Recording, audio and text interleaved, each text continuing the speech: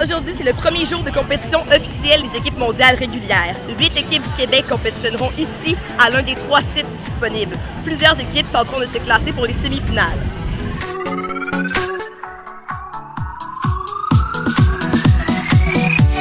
Malgré le fait que ça fait 3 fois que tu compétitionnes ici, est-ce que tu ressens encore un stress avant de compétitionner? Oui, mais le stress est meilleur qu'à la première fois. Il est plus d'adrénaline que du stress mauvais.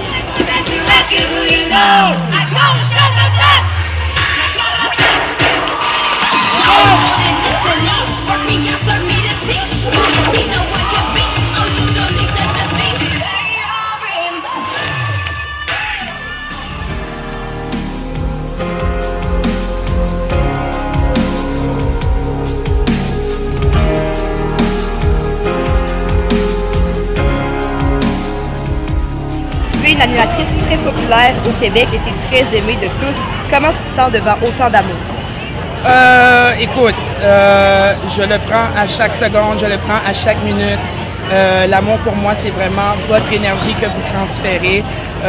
Ça fait plusieurs années que j'anime des compétitions au Québec et je peux dire que je suis vraiment honorée à chaque compétition de recevoir cet amour. C'est la même passion qu'on partage en tout. On aime le cheerleading. Ça grandit vraiment beaucoup dans notre province, dans notre pays. Donc, c'est vraiment grâce à vous, les participants, les parents, les athlètes, tout le monde, qui fait en sorte qu'on aime ça. Qu'est-ce qui te pousse à revenir au championnat mondial année après année? C'est le fait que c'est reconnu mondialement et qu'on voit de partout à travers le monde qu'on reconnaît le Canada, on reconnaît le Québec, on reconnaît nos équipes qui se sont vraiment démarquées depuis plusieurs années pour être rendues où est-ce qu'ils sont là. Et c'est sûr et certain que l'énergie, le support que je donne en compétition, le fait d'avoir toutes ces équipes-là sélectionnées, fait en sorte que je reviens toujours à chaque année ici pour les encourager. Où te vois-tu dans 5 ans? Oh my God, si on peut, puis si tout le monde m'écoute, ici même à co-animer au championnat mondial, comme pour vous les athlètes, vous vous battez constamment pour avoir une place ici, pour représenter le Canada, mais c'est la même affaire pour moi aussi, être en mesure de co-animer ici, nommer vos équipes, nommer les équipes mondiales, faire la co-animation ici, là, pour moi, ce serait vraiment un Oscar.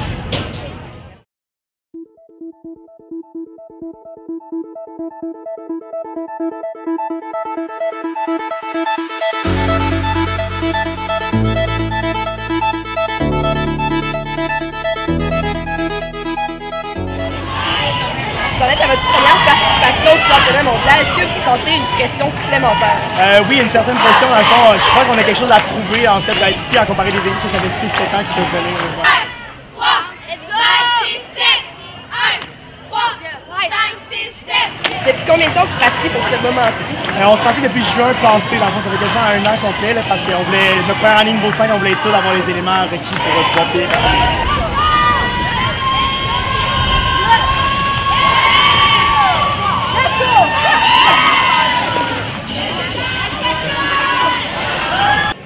Qu'est-ce que cette compétition-là a plus que les autres compétitions? Écoute, je crois que c'est plus l'effet qu'il y a alentour de la compétition, ce qu'on entend parler, ce qu'on se fait dire, puis l'énergie avec comme ça sur le football field, quand on voit les gens se pratiquer et on pratique avec eux, tu te dis, wow, c'est les meilleurs au monde qui sont ici, mais on fait partie de ça, fait que genre, go for it.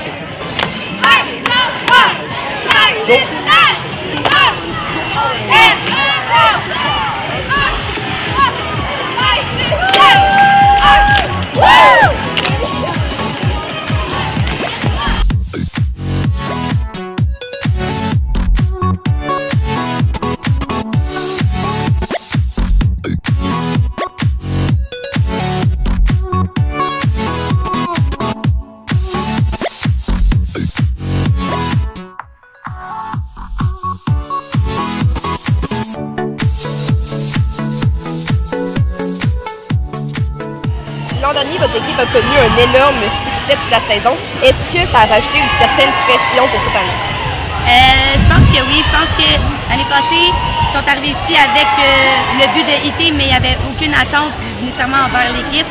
Puis cette année, avec le succès qu'ils ont eu l'année passée, il y a comme une certaine attente de performance, de résultats. Fait qu'il y a un petit peu plus de pression, mais on gère bien en ce moment. J'espère qu'on va continuer à bien gérer. C'est quoi votre objectif d'équipe actuellement, justement? L'objectif d'équipe, pourquoi on s'entraîne depuis le début de l'année, c'est on en a deux. On voulait le premier au Canada, puis se rendre en finale, ça fait une couple d'années qu'ils essayent de se rendre. Des fois c'est plus dur, des fois c'est plus facile. Cette année, c'est atteignable, fait qu'on s'attend à ce que...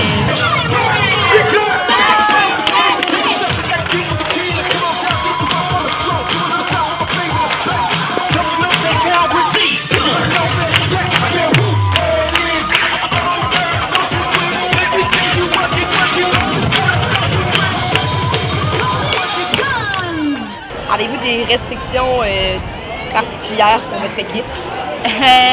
Ben, le premier mot d'ordre de Pirates, c'est vraiment l'éthique sportive. Donc, de quoi qu'on a l'air, comment qu'on aborde les gens, comment on est poli avec les gens. Donc, ça fait partie de certaines restrictions. Puis le soleil, surtout, pour essayer d'être en forme pour notre journée de compé.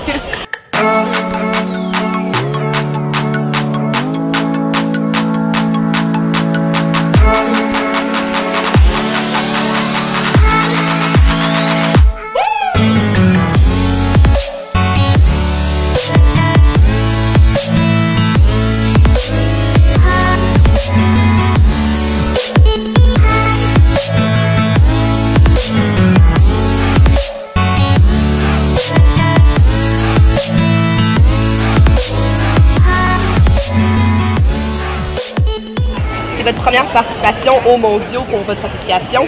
Quel est votre objectif pour les mondiaux 2017? Honnêtement, je pense que notre objectif, c'est juste de hit zero, d'arriver là, puis on a une belle année cette année. On veut juste finir la saison en beauté, de runner. On n'a pas chuté de l'année, on n'a pas perdu de points en chute de l'année, fait que d'arriver ici et de juste citer notre routine comme on l'a été partout. Votre équipe s'est énormément améliorée cette année. Qu'est-ce qui a fait la différence avec les années précédentes? Ben dans le fond, cette année, on est vraiment rentré dans un mode où, direct au début de l'année, on voulait faire les Worlds. Fait que Il y a avoir des sélections. C'est ça, il y a pu avoir des sélections parce que le club des Jams grossit. Donc, notre coach a été capable d'aller chercher les athlètes qui rentraient déjà de la gymnastique niveau 5. Donc, on sait qu'au Québec, la gymnastique, c'est un gros point qu'il faut améliorer. On travaille fort là-dessus, puis on améliore nos moves techniques. Avez-vous des rituels d'équipe particuliers? Oui, dans le fond, au Québec, les gens peuvent nous entendre faire le super tagbo.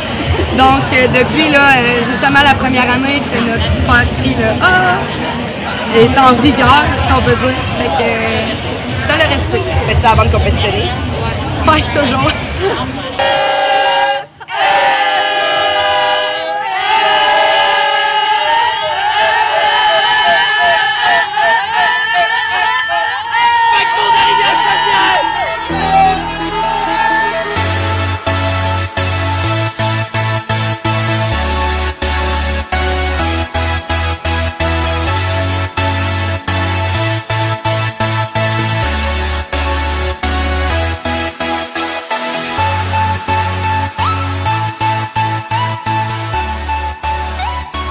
C'est la première année que votre club a une équipe mondiale. Vous avez déjà prouvé au cours de la saison que vous aviez le calibre nécessaire. Comment vous vous êtes senti de voir que vous pouviez rivaliser avec des grosses équipes? Pour vrai, au début, c'est pas qu'on ne croyait pas, mais on essaie de travailler fort, puis on a travaillé fort assez pour qu'à Kick, justement, on prouve qu'on est capable d'avoir un pas chaud.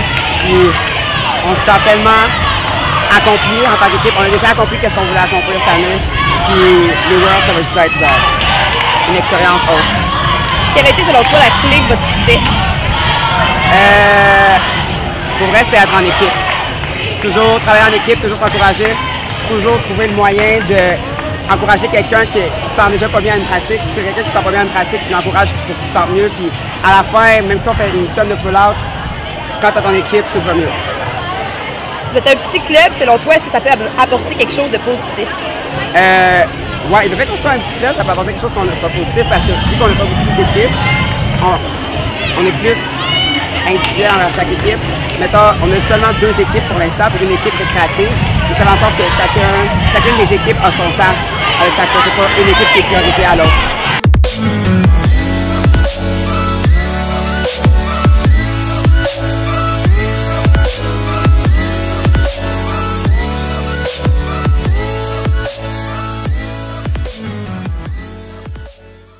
Aujourd'hui, c'est le deuxième jour de la compétition mondiale et 27 équipes du Québec compétitionneront aujourd'hui, soit pour les semi-finales ou encore pour les finales.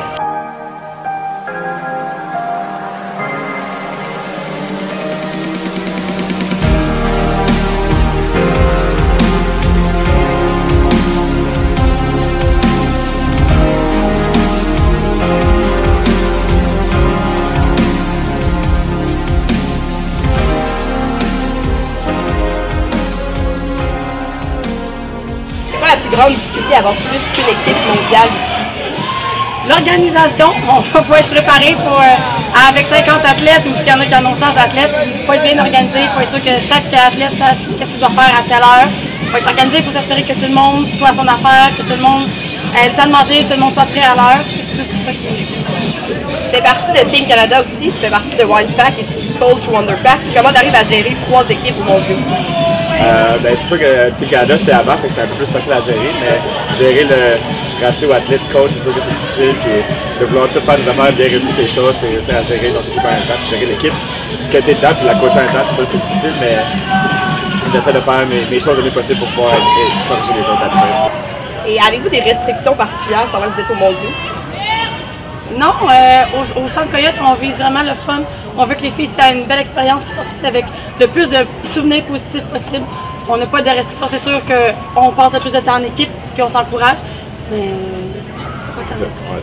Le but en venant ici, c'était vraiment que le monde ait des mondiaux mémorables. Je pense que jusqu'à date, c'est bien réalisé.